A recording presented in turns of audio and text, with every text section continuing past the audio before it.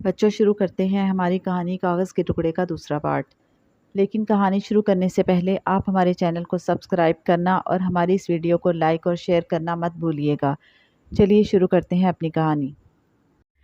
Mister lighten جب اپنے نئے گھر میں گئے، جس کے بارے میں یہ مشہور تھا کہ وہ آسیب زدہ ہے، تو وہاں اپنے ملازم فرانسس کی حالت دیکھنے کے بعد انہوں نے اندازہ کیا کہ معاملہ اتنا بھی سرسری نہیں جتنا وہ سمجھ رہے ہیں، اور یہاں ان کا واسطہ شعبدے بازوں سے نہیں، واقعی بدروحوں سے ہے۔ انہوں نے فرانسس کی طرف دیکھا۔ فرانسس کی حالت بھی کتے ہی سے ملتی جلتی تھی۔ عادت کے خلاف خاموش تھا، حالانکہ کوئی اور موقع ہوتا تو اس کی زبان کینچی کی طرح چلتی رہتی۔ میں سب سے پہلے مکان کے گہرے اور تاریک تہہ خانے کو دیکھنا چاہتا تھا۔ چنانچہ فرانسس نے جلتی ہوئی لالٹین کی بتی اونچی کی اور تہہ خانے کو جانے والا آہنی دروازہ پوری قوت سے کھولا۔ گڑگڑاہٹ کی مہیب آواز کے ساتھ دروازہ کھل گیا۔ ہمارے سامنے لکڑی کی نہایت بوسیدہ اور گھن لگی ہوئی سیڑھیاں تھیں جو نیچے تاریکی میں غائب ہو جاتی تھیں۔ میں نے فرانسس کے ہاتھ سے لالٹین لے لی اور خدا کا نام لے کر پہلی سیڑھی پر قدم رکھا۔ لکڑی چرچرائی۔ ایک لمحے کے لیے احساس ہوا کہ سیڑھی ٹوٹنے ہی والی ہے اور میں نیچے جا گروں گا، لیکن فوراً ہی میں سنبھلا اور دوسری سیڑھی پر قدم رکھا۔ کتا اب مدھم آواز میں گرا رہا تھا، مگر اس کی آواز سے غصے کی بجائے خوف کا اظہار ہوتا تھا۔ خدا کی پناہ، کس قدر سیلن اور بدبو ہے، فرانسس بولا، اور اس کی آواز تہہ خانے میں گونجی۔ 10-12 سیڑھیاں طے کر کے ہم تہہ خانے کے فرش پر اتر گئے۔ میں نے لالٹین اونچی کی اور اس کی کانپتی ہوئی سوگوار زرد روشنی میں تہہ خانے کا معائنہ کیا۔ ایسا معلوم ہوتا تھا کہ یہاں صدیوں سے کوئی انسان نہیں آیا۔ ہر طرف مکڑیوں نے بڑے بڑے جالے تن رکھے تھے، فرش کہیں کہیں سے کھدا اور ادھڑا ہوا تھا، اور یہ یقیناً چوہوں کی کارستانی تھی۔ چند سیکنڈ بعد ہی 2 موٹے تازے چوہے ایک گوشے سے نکلے اور دوڑتے ہوئے دوسری طرف چلے گئے۔ وہ اپنے پنجوں اور دانتوں سے لکڑی کا فرش کھرچ رہے تھے۔ ایسا معلوم ہوتا تھا کہ ہماری آمد سے دوسرے چوہوں کو بھی خبردار کر رہے ہیں۔ تہہ خانے کی دیواریں گیلی اور بوسیدہ تھیں، پلستر جا بجا سے اکھڑا ہوا تھا اور پرانی خستہ اینٹیں جھانک رہی تھیں۔ فرش پر بھی گرد کی ایک دبیس تہہ جم چکی تھی، اور جب ہم چلتے تو پیچھے ہمارے قدموں کے واضح نشان بنتے چلے جاتے تھے۔ تہہ خانے میں لکڑی کی بنی ہوئی چند بڑی بڑی پیٹیوں اور صندوقوں کے سوا کچھ نہ تھا، یا شراب کی خالی بوتلوں کا ایک ڈھیر کونے میں لگا ہوا تھا۔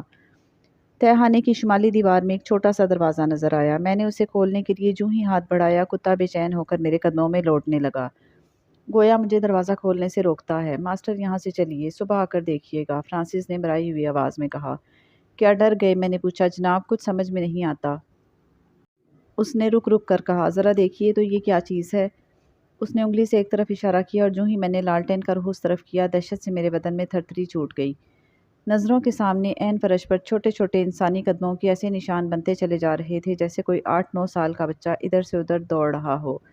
چند لمحوں میں یہ نشان سامنے والی دیوار کے قریب پہنچ کر غائب ہو گئے۔ فرانسس کا حال کیا ہوا میں نہیں کہہ سکتا، لیکن اب میرے لیے اس تہہ خانے میں ٹھہرنا دشوار تھا۔ فوراً ہی ہم سیڑھیاں چڑھنے لگے، اور اب میں نے دیکھا کہ کتا ہمارے آگے آگے ہے۔ غالباً وہ سب سے پہلے نکل جانا چاہتا تھا۔ میں نے دیکھا کہ لمحہ بلمحہ فرانسس کی حالت غیر ہوتی جا رہی ہے۔ میں تو اسے نڈر اور بے خوف آدمی سمجھتا تھا، مگر اب نہ جانے اسے کیا ہوتا جا رہا تھا۔ تہہ خانے سے باہر آ کر اس نے گردن گھما کر گرد و پیش کا جائزہ لیا کہ کوئی بھوت تو موجود نہیں۔ میں نے اس کی توجہ ہٹانے کے لیے کہا، تم نے تہہ خانے میں پڑی ہوئی شراب کی بوتلیں دیکھیں؟ کیا خیال ہے، بدروہیں بھی شراب پینے سے دلچسپی رکھتی ہیں؟ جہنم میں جائیں بدروہیں، وہ بڑبڑایا۔ ماسٹر، میری رائے تو یہ ہے کہ یہاں سے نکل چلیے، معاملہ کچھ گڑبڑ ہے۔ آپ نے کتے کی حالت نہیں دیکھی، ڈر کے مارے بیچارے کا دم نکلا جا رہا تھا۔ اب آئے ہیں تو کچھ دیکھ بھال کر ہی جائیں گے، میں نے پرعزم لہجے میں کہا۔ تمہیں ڈر لگتا ہے تو تم شوق سے چلے جاؤ، میں تو آج رات یہیں رہوں گا۔ مکان پر ہیبت ناک سکوت طاری تھا، اور یوں محسوس ہوتا تھا جیسے یہ سناٹا ہمیں نگل لے گا۔ میں فرانسس کے دل سے ڈر نکالنا چاہتا تھا، اس لیے پہلی منزل کے مختلف کمروں کو دیکھنے بھالنے کے ارادے سے صحن کی طرف چلا۔ ڈرائنگ روم اور اس سے ملے ہوئے 2 کمرے دیکھے، ان میں بھی بیش قیمت اور نہایت عمدہ فرنیچر سجا ہوا تھا، ہر چیز صاف ستھری اور گرد و غبار سے پاک تھی۔ تم نے صفائی تو بڑی محنت سے کی ہے، میں نے تعریفی نظروں سے فرانسس کی طرف دیکھا۔ اس نے چند لمحے تک کوئی جواب نہ دیا، البتہ پھٹی پھٹی نظروں سے کمرے کی دیواروں، چھتوں، فرش اور فرنیچر کو گھورتا رہا۔ پھر اس کے چہرے پر زلزلے کے سے آثار نمودار ہوئے، کہنے لگا، ماسٹر، قسم لے لیجئے جو میں اس کمرے میں آیا بھی ہوں، اور صفائی میں نے ہرگز نہیں کی، بلکہ جب میں نے مکان میں آ کر یہ کمرے دیکھے تھے تو یہاں گرد و غبار اور گندگی کے سوا کچھ نہ تھا، اور اب یہ جھاڑ فانوس، یہ فرنیچر، خدا رحم کرے عقل کام نہیں کرتی۔ وہ اور کمرے ہوں گے، تم بھول رہے ہو۔ آؤ اب ڈرائنگ روم میں چلیں۔ یہ کمرہ بھی خاصا فراخ اور خوشنما تھا۔ قیمتی صوفے اور آرام دہ کرسیاں کرینے سے رکھی ہوئی تھیں۔ فرانسس ہر شے کو گھور گھور کر دیکھتا اور منہ ہی منہ میں بڑبڑاتا تھا۔ شاید میں اندھا ہو گیا ہوں، پہلے بھی تو اس کمرے میں آیا تھا، اس وقت یہاں کچھ نہ تھا، ایک سوئی تک نہ تھی، یا میں پاگل ہو گیا ہوں۔ میرے کہنے پر اس نے لالٹین بجھا دی، جیب سے موم بتی نکال کر روشن کی اور میز پر رکھ دی، پھر دروازہ بند کرنے مڑا۔ اس کے مڑتے ہی سامنے دیوار کے ساتھ رکھی ہوئی ایک اور کرسی آہستہ سے حرکت میں آئی اور مجھ سے تقریباً 3 فٹ کے فاصلے پر اس طرح گری جیسے کسی نے زور سے پٹکی ہو۔ کتے کے حلق سے بھی گھٹی گھٹی آواز نکل رہی تھی۔ فرانسس دروازے کے ساتھ پتھر کے بت کی مانند کھڑا یہ تماشا دیکھ رہا تھا۔ کرسی خود بہت سیدھی ہو گئی اور پھر میری آنکھوں کے سامنے ایک انسانی ڈھانچے کے نہایت مدھم اور غیر واضح خطوط ابھرنے لگے اور دوسرے ہی لمحے یہ ڈھانچہ نظروں سے غائب ہو گیا۔ یہ کرسی اٹھا کر سامنے رکھ دو، میں نے فرانسس کو حکم دیا۔ اس نے فوراً تعمیل کی۔ کرسی اٹھاتے وقت اس کی پشت میری جانب تھی۔ یکایک وہ درد سے دوہرا ہو گیا اور میری طرف نفرت بھری نظروں سے دیکھ کر بولا، ماسٹر، یہ آپ نے مجھے گھونسا کیوں مارا ہے؟ اب یہ پاگل ہوا ہے کیا؟ میں نے ڈانٹ کر کہا، مجھے کیا ضرورت ہے گھونسا مارنے کی؟ میں تو تجھ سے اتنی دور بیٹھا ہوں۔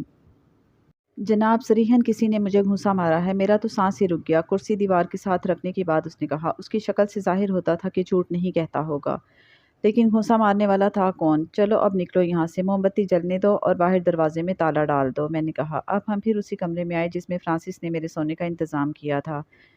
آتش دان میں آگ بھڑک رہی تھی اور کمرہ خوب گرم تھا۔ باہر بارش اور ہوا کا شور رک گیا تھا اور ہر طرف چاند کی ہلکی روشنی پھیلی ہوئی تھی۔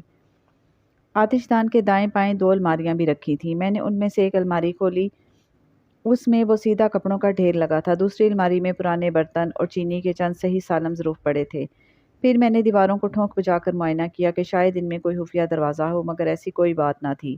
اب میں اس بند دروازے کی طرف بڑھا جو کسی اور کمرے یا غسل خانے میں کھلتا تھا، اور اس سے پیشتر کہ میں اسے ہاتھ لگاتا دروازہ ایک جھٹکے سے خود بخود کھل گیا۔ فرانسس نے لپک کر میرا ہاتھ پکڑ لیا اور دبی آواز میں بولا، ٹھہر جائیے ماسٹر، آگے جانا ٹھیک نہیں، خدا معلوم وہاں کیا ہے۔ اب جو کچھ بھی ہو، دیکھے بغیر یہاں سے جانے والے پر لعنت ہے، میں نے جھنجھلا کر کہا۔ یہ خیال دل میں آ رہا تھا کہ یہ شعبدے پہلے بھی دیکھ چکا ہوں اور شعبدے بازوں سے نبٹنا اچھی طرح جانتا ہوں۔ یہ ایک چھوٹا سا تاریک کمرہ تھا جس کا فرش لکڑی کا بنا ہوا تھا، لیکن نہایت خستہ اور بوسیدہ حالت میں۔ ایک گوشے میں بڑے بڑے گرد آلود صندوق پڑے تھے اور قریب ہی ایک کھڑکی نظر آئی جس کے پٹ نہ جانے کب سے بند تھے، کیونکہ ان پر مکڑیوں نے جالے تن رکھے تھے۔ یکایک وہ دروازہ جس سے گزر کر ہم اس کمرے میں آئے تھے دھماکے سے بند ہو گیا۔ فرانسس کے حلق سے بے اختیار چیخ نکل گئی اور وہ دیوانوں کی طرح بند دروازے سے زور آزمائی کرنے لگا، مگر دروازہ اس سختی سے بند تھا کہ فرانسس کے قوی بازوؤں کا اس پر کوئی اثر نہ ہوا۔ فرانسس کے بارے میں کہہ چکا ہوں کہ وہ بڑے مضبوط اعصاب کا مالک اور لوہے لاٹھ آدمی تھا جس نے خوف زدہ ہونا سیکھا ہی نہ تھا، لیکن اب اس کی حالت پانی میں بھیگے ہوئے چوہے سے مشابہ تھی جسے پنجرے میں بند کر دیا گیا ہو۔ کمرے کی فضا اور تاریک ہو گئی اور ایسا معلوم ہوا جیسے کوئی نادیدہ شخص ہمارے ارد گرد گھوم رہا ہے۔ فرانسس، کہاں ہو تم؟ میں نے اونچی آواز سے کہا۔ جواب میں اس کی آواز سنائی دی، دروازے کے پاس کھڑا ہوں۔ اچانک ایک دھکے سے دروازہ کھل گیا اور فرانسس لڑکتا ہوا میرے قدموں میں آن گرا۔ دوسرے ہی لمحے ہم واپس اپنے کمرے میں آ گئے۔ کیا دیکھتا ہوں کہ زرد روشنی کا ایک انسانی ہیولہ کمرے میں حرکت کر رہا ہے، پھر وہ سمٹ کر ایک چکر کی صورت اختیار کر گیا اور مسری پر چند ثانیے منڈلانے کے بعد چھت کی جانب غائب ہو گیا۔ اب میں نے مسری کا معائنہ کیا، اس پر بچھا ہوا بستر اٹھا دیا، تکیوں اور گدوں کو ٹٹول ٹٹول کر دیکھا، آخر مسری کی پرانی نواڑ میں ایک جگہ کوئی چیز چھپی ہوئی دکھائی دی۔ میں نے ہاتھ ڈال کر اسے نکالا، کپڑے میں لپٹے ہوئے 2 بوسیدہ کاغذ تھے۔ ابھی میں انہیں دیکھنے اور سمجھنے کی کوشش ہی کر رہا تھا کہ کسی نادیدہ ہاتھ نے یہ کاغذ چھیننے کی کوشش کی، مگر میں نے مٹھی بھینچ لی۔ کتا آتش دان کے قریب چپ چاپ سر جھکائے تھر تھر کانپ رہا تھا۔ میرے اشارے پر فرانسس اس کے پاس گیا اور سر پر ہاتھ پھیرنے لگا۔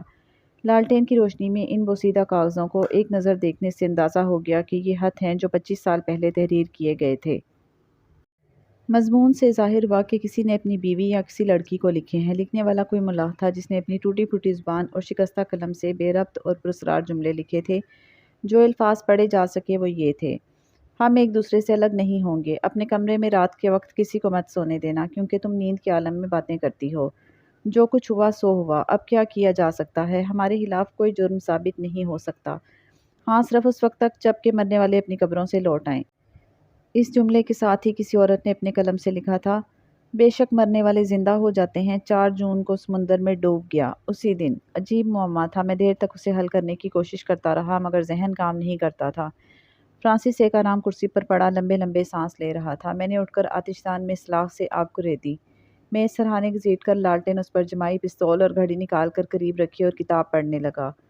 کیونکہ نیند آنے کا تو سوال ہی پیدا نہ ہوتا تھا۔ آدھا گھنٹہ بہر و عافیت گزر گیا۔ اب میں کتاب میں اس قدر محو ہو چکا تھا کہ یہ بھی نہ دیکھ سکا کہ فرانسس کس وقت اٹھا اور کمرے سے باہر نکل کر نہ جانے کہاں چلا گیا۔ میں سمجھا شاید پانی وانی پینے گیا ہوگا۔ اچانک خون کو جما دینے والی ٹھنڈی ہوا کا ایک جھونکا آیا۔ میں نے حیرت سے ادھر ادھر دیکھا، دروازہ بند تھا اور روشن دان ہاسی بلندی پر تھا۔ ہوا کا جھونکا کدھر سے آیا؟ آتش دان میں آگ کے شعلے کپ کپ آ رہے تھے اور پھر میری آنکھوں کی پتلیاں جیسے ٹھہر گئیں۔ 1 فٹ کے فاصلے پر رکھی ہوئی میری گھڑی پہلے تو حرکت میں آئی، پھر آہستہ آہستہ چھت کی طرف معلق ہوتی ہوئی نظروں سے غائب ہو گئی۔ کتے کی طرف نگاہ گئی تو اس کے کان آگے پیچھے ہل رہے تھے، آنکھیں نکلی ہوئی اور زبان باہر کو اتنی لٹک آئی تھی جیسے حلق سے جدا ہو کر فرش پر گر پڑے گی۔ ابھی میں کتے کو دیکھ ہی رہا تھا کہ دھماکے سے دروازہ کھلا اور فرانسس ہانپتا ہوا اندر آیا۔ اس کا چہرہ دہشت سے زرد ہو رہا تھا۔ وہ آ رہا ہے، وہ آ رہا ہے، اس نے چیخ کر کہا، پھر دھڑام سے فرش پر گرا۔ اس کے ہاتھ پیر اکڑ گئے، آنکھوں کی پتلیاں پھر گئیں اور بھنچے ہوئے دانتوں میں سے سفید سفید جھاگ اڑنے لگا۔ چند لمحے بعد وہ مر چکا تھا اور اس کی لاش اس طرح اکڑ گئی تھی جیسے برسات میں بھیگی ہوئی چارپائی۔ فرانسس کی اچانک اور عبرت انگیز موت نے میرا دل و دماغ ہلا کر رکھ دیا۔ کچھ سمجھ میں نہ آتا تھا کہ اس جیسا کڑیل جوان کیوں کر موت کی آغوش میں آ سکتا ہے، لیکن یہ بہرحال حقیقت تھی کہ وہ میرے سامنے مرا پڑا تھا۔ میں نے مسری پر سے کمبل اٹھایا اور فرانسس کے اوپر ڈال دیا۔ اب میں اور میرا کتا اس منحوس عمارت میں بدروحوں کے رحم و کرم پر تھے۔ تنہا رہ جانے کا یہ احساس اتنا اذیت ناک تھا کہ بیان سے باہر۔ تاہم میں نے پستول ہاتھ میں لے لیا اور آنے والے کا انتظار کرنے لگا، مگر کوئی نہ آیا۔ میں دیر تک آتش دان کے پاس کھڑا رہا۔ کتا مسلسل ہانپ رہا تھا، اب اس کے منہ سے رال بھی ٹپکنے لگی تھی۔ میں نے اسے پچکار کر اپنے پاس بلانا چاہا، لیکن اس نے میری ایک نہ سنی اور نہ مجھے پہچانا۔ میں پھر مسری پر لیٹ گیا اور کتاب کی ورق گردانی کرنے لگا۔ صبح کا اجالا ہونے میں کئی گھنٹے باقی تھے اور وقت کی نبضیں جیسے تھم گئی تھیں۔ مجھے یوں محسوس ہو رہا تھا کہ اس مکان میں بہت عرصے سے قید ہوں اور جب تک میری روح بدن کا ساتھ نہ چھوڑ دے اس وقت تک یہاں سے رہا نہیں ہو سکتا۔ دفتن کتاب کے حروف دھندلا گئے اور پھر ان حرفوں نے ایک سائے کی شکل اختیار کر لی۔ خدا کی پناہ، میرا کلیجہ اچھل کر حلق میں آ گیا۔ ایک انسانی ڈھانچہ جس کا قامت فرش سے چھت تک بلند تھا میرے قریب ہی کھڑا تھا اور اس کی کھوپڑی میں لگی ہوئی آگ کی مانند دہکتی ہوئی آنکھیں مجھے گھور رہی تھیں۔ میں نے چیخنے کی کوشش کی مگر آواز ہی نہ نکلی، البتہ حواس ابھی تک برقرار تھے۔ کمرہ تاریک ہوتا جا رہا تھا۔ میں نے گردن گھما کر دیکھا، میز پر رکھی ہوئی لالٹین کی بتی آہستہ آہستہ نیچی ہوتی جا رہی تھی جیسے اس میں تیل ختم ہو رہا ہو۔ آتش دان کی طرف نگاہ کی تو اس کا بھی یہی حال تھا، کوئلے سرد پڑ چکے تھے۔ اس ہولناک گپ اندھیرے میں انسانی ڈھانچے کی سرخ سرخ آنکھیں خوب چمک رہی تھیں۔ یکلہت میں چلا اٹھا، بھاگ جاؤ، بھاگ جاؤ، مجھے ڈرانے کی کوشش نہ کرو، میری روح تمہارے ان ہتھ کنڈوں سے آزاد ہے۔ اپنی ہی آواز نے مجھے بڑا حوصلہ دیا۔ منتشر اعصاب پرسکون ہو گئے اور رگوں میں جمع ہوا خون پھر گرم ہونے لگا۔ اب میں نے محسوس کیا کہ میں حرکت کر سکتا ہوں۔ میں جھپٹ کر مسری سے کودا اور دروازہ کھول دیا۔ چاند کی تیز روشنی کا ریلا کمرے میں گھس آیا۔ میں نے دیکھا باہر گلی میں سرکاری بتیاں جل رہی تھیں اور آسمان پر نصف شب کا چاند پوری آب و تاب سے روشن تھا۔ فضا خاموش تھی اور مزید بارش کے کوئی آثار نہ تھے، البتہ سرد ہوا کے جھونکے مسلسل آ رہے تھے۔ اچانک ہی میز کے نیچے سے جھریاں پڑا ہوا ایک انسانی ہاتھ نمودار ہوا اور میز کی طرف بڑھا جس پر دونوں وسیدہ دودھ پڑے تھے۔ میں نے پستول اٹھا کر اس کا دستہ پوری قوت سے اس ہاتھ پر رسید کیا۔ جواب میں ایک ہلکی سی چیخ سنائی دی اور پھر کمرہ جیسے پرسکون ہو گیا۔ وہ پراسرار ڈھانچہ غائب ہو چکا تھا، لیکن یہ سکون چند لمحے بعد ہی شور قیامت میں تبدیل ہو گیا۔ دروازے پر کسی نے 3 بار دستک دی۔ کمرہ اس طرح جنبش میں آیا جیسے بھونچال آ گیا ہو اور پھر سرخ، زرد، نیلی اور سبز روشنیوں کے بگولے دائرے اور گھومتے ہوئے بھنور اٹھتے دکھائی دیے جو برف کے گولوں کی طرح کمرے میں ادھر سے ادھر رقص کر رہے تھے۔ دیوار کے ساتھ لگی ہوئی وہی آرام دہ کرسی دوبارہ حرکت کرنے لگی اور میرے نزدیک آ کر رک گئی جیسے کسی نے اٹھا رکھی ہو۔ دیکھتے ہی دیکھتے کرسی پر ایک جوان اور خوبصورت عورت کا ہیولہ نمودار ہوا جس نے بیش قیمت لباس پہن رکھا تھا۔ عورت کا چہرہ حزن و ملال کی تصویر تھا اور وہ مجھ سے بے نیاز کھلے دروازے کی طرف دیکھ رہی تھی جیسے کوئی آنے والا ہے۔ میرے دل کی دھڑکن تیز ہو گئی اور میں سمٹ کر ایک گوشے میں جا کھڑا ہوا۔ یکایک دروازے میں ایک نوجوان آدمی کا سایہ نظر آیا۔ اس کا لباس یقیناً 100 سال پرانا تھا۔ یہ سایہ عورت کے نزدیک پہنچا تو اس کے عقب میں وہی انسانی ڈھانچہ موجود تھا۔ چند ثانیے کے لیے وہ تینوں کمرے کی ان پراسرار رنگ برنگی روشنیوں میں تحلیل ہو گئے۔ پھر میں نے دیکھا کہ عورت اور مرد دونوں اس انسانی ڈھانچے کی گرفت میں ہیں۔ عورت کے سینے سے خون کا فوارہ پھوٹ رہا تھا اور مرد اپنی خون آلود تلوار پر جھکاؤ سے غور سے دیکھ رہا تھا۔ پھر ڈھانچے نے ان دونوں کو نگل لیا۔ کمرے میں اب چکر کھاتے ہوئے روشنی کے ان دل فریب حالوں کے سوا کچھ نہ تھا۔ پھر ان دائروں میں سے طرح طرح کے کیڑے مکوڑے، چھپکلی، سانپ اور مینڈک نوزائیدہ بچوں کی طرح نکل نکل کر کمرے کی فضا میں تیرنے لگے۔ وہ ایک دوسرے کا تعاقب کرتے اور موقع ملتے ہی ہڑپ کر جاتے۔ ان کی رفتار اتنی تیز تھی کہ نگاہ نہ ٹھہرتی تھی۔ یہ تماشا نامعلوم کتنی دیر جاری رہا، پھر روشنی کے دائرے ختم ہونے لگے، کمرے میں بھونچال کی سی کیفیت دوبارہ نمودار ہوئی اور در و دیوار ہلنے لگے۔ دروازہ خود بخود بند ہوا اور کسی غیر مرئی ہاتھ نے 3 بار پراسرار انداز میں دستک دی۔ میز پر رکھی ہوئی موم بتیاں آپ ہی آپ روشن ہو گئیں اور آتش دان میں آگ کے بل کھاتے ہوئے شعلے دوبارہ بھڑکنے لگے۔ میری نگاہ کتے کی طرف گئی۔ وہ حسب معمول اسی جگہ خاموشی سے دبکا بیٹھا تھا، اس میں کوئی حرکت نہ تھی۔ قریب جا کر دیکھا تو مر چکا تھا، اس کی زبان فرش کو چھو رہی تھی اور منہ جھاگ سے تر تھا۔ فرانسس کی لاش بھی اسی جگہ تھی اور کمبل اس پر اسی طرح پڑا ہوا تھا۔ میں نے کتے کو اٹھایا اور فرانسس کے پاس لا کر لٹا دیا۔ میرا خیال تھا کہ اس کی موت دہشت سے واقع ہوئی ہے، مگر فوراً ہی اس کی گردن کو دیکھ کر یہ خیال بدلنا پڑا۔ اس کی گردن ٹوٹی ہوئی تھی، جیسے کسی کبھی ہاتھ نے مروڑا ہو۔ واپس مسری کی طرف آیا تو گھڑی میز پر رکھی ہوئی تھی، اس کی سوئیاں ساکت تھیں۔ گھڑی ابھی میرے ہاتھ میں تھی کہ 2 کبھی نادیدہ ہاتھوں نے میرا گلا دبا لیا۔ میں ہلکی سی مزاحمت بھی نہ کر سکا اور پھر گہری تاریکی میں ڈوبتا چلا گیا۔ آنکھ کھلی تو میں نے خود کو اپنے ہی گھر میں اور اپنے پلنگ پر پڑے پایا۔ باہر چمکیلی دھوپ پھیلی ہوئی تھی اور ٹریفک کا شور میرے کانوں میں پہنچ رہا تھا۔ میں حیران تھا کہ آسیبی مکان سے مجھے اٹھا کر یہاں کون لایا ہے۔ گزشتہ رات کی لرزہ خیز تصویریں میری آنکھوں کے سامنے گھوم رہی تھیں۔ میں پلنگ پر ہاتھوں سے سر پکڑے بیٹھا تھا کہ دروازے پر دستک ہوئی اور ایک شخص ہاتھوں میں ناشتے کی ٹرے سنبھالے اندر آیا۔ فرانسس! میں چلایا۔ اف خدایا، کیا یہ تم ہی ہو؟ جی ہاں، یقین کیجیے، ناشتے کی ٹرے لانے والا وہی میرا نوکر فرانسس تھا جس نے گزشتہ رات آسیبی مکان میں میرے سامنے دم دیا تھا۔ فرانسس کے پیچھے پیچھے میرا پالتو کتا دم ہلاتا ہوا چلا آ رہا تھا۔ فرانسس نے حیرت بھری نظروں سے میری طرف دیکھا اور بولا، آپ کی طبیعت تو ٹھیک ہے ماسٹر، کیا ڈاکٹر کو بلواؤں؟ پہلے یہ بتاؤ کہ تم اس منحوس مکان میں مرے کیوں کر تھے؟ اور کتا یہ بھی تو مر گیا تھا، پھر تم دونوں زندہ کیسے ہوئے اور مجھے یہاں کون لایا؟ اوفو، شاید آپ نے رات کو کوئی ڈراؤنا خواب دیکھا ہے، فرانسس نے کہا۔ ڈراؤنا خواب؟ نہیں نہیں، وہ خواب ہرگز نہیں تھا۔ یہ کیسے ممکن ہے؟ میرا جی چاہتا تھا کہ دیوار سے سر ٹکرا دوں۔ اچھا، ابھی جاؤ اور سر جان کو ان کے گھر سے بلا کر لاؤ۔ سر جان؟ فرانسس کی حیرت لمحہ بہ لمحہ بڑھتی جا رہی تھی۔ مگر جناب، آپ کے وہی دوست جو گزشتہ 3 سال سے آسٹریلیا گئے ہوئے ہیں، کیا لندن آ گئے؟ کیا کہتے ہو؟ میں پھر چیخا۔ ابھی پرسوں سر جان مجھ سے مل کر گئے ہیں اور انہوں نے مجھے اس آسیبی مکان کا پتہ بتایا تھا۔ آپ نے ضرور کوئی خواب دیکھا ہے، فرانسس ہنسا اور ناشتے کی ٹرے میز پر رکھ کر چلا گیا۔ میرا پالتو کتا پلنگ کے نیچے بیٹھا محبت سے میری طرف دیکھ رہا تھا۔ میں نے ناشتہ بھی نہ کیا۔ غسل خانے میں جا کر منہ ہاتھ دھویا اور کپڑے بدلنے لگا۔ اوور کوٹ کی جیب میں ہاتھ ڈالا تو کاغذ کے چند ٹکڑوں سے انگلیاں مس ہوئیں۔ کیا دیکھتا ہوں، یہ وہی بوسیدہ خطوط ہیں جو آسیبی مکان سے ہاتھ لگے تھے۔ اب تو کوئی شبہ نہ رہا کہ رات کا واقعہ خواب نہیں، ایک جیتی جاگتی حقیقت تھی۔ لیکن افسوس کہ یہ راز آج تک سربستہ ہے، کیونکہ سر جان کا انتقال آسٹریلیا میں ہو چکا ہے اور آکسفورڈ اسٹریٹ میں کوئی آسیبی مکان موجود نہیں، اور نہ مسٹر جیکسن نامی کوئی شخص اس نام نہاد مکان کا مالک رہا۔ لیکن سوال یہ ہے کہ کاغذ کے وہ بوسیدہ ٹکڑے جن پر الٹے سیدھے جملے لکھے ہوئے تھے میرے کوٹ کی جیب میں کیسے آئے؟ اور بچوں، اس کے ساتھ ہی آج کی کہانی ختم ہوئی۔ اللہ حافظ۔